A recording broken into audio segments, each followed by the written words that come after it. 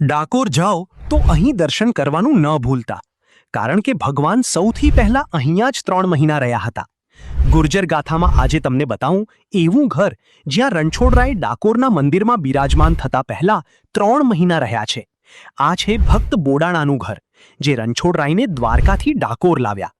અર્જુન બાદ એકમાત્ર એવા વ્યક્તિ જેમનું ગાડું ખુદ ઠાકોરજીએ હાંક્યું. મૂળ 1200 વર્ષ જૂની આ જગ્યા હવે તો રિનોવેટ થઈ છે, પરંતુ મંદિરની અંદર મૂર્તિ સ્વરૂપે બોડાણાજી અને ગંગાબાઈ બિરાજમાન છે. કહેવાય છે કે જ્યારે ડાકોર મંદિરના દ્વાર બંધ થાય ત્યારે રણછોડરાય રાત્રે અહીં જ બિરાજે છે. આ મંદિરની સામે જ છે આ ઘર, અને આ બોડાણા ભગતનું ઘર છે જે 1200 વર્ષ જૂનું છે. 3 માળનું ઘર હતું એમનું. નીચે એમની સેવાની રૂમ હતી, વચ્ચે એમનું રસોડું હતું અને છેક ઉપર એ સુઈ જતા હતા. એટલો પવિત્ર આત્મા તો બોડાણાજી ભગવાનની સેવા કર્યા પછી એ ભગવાન આગળ આવતા બી નતા.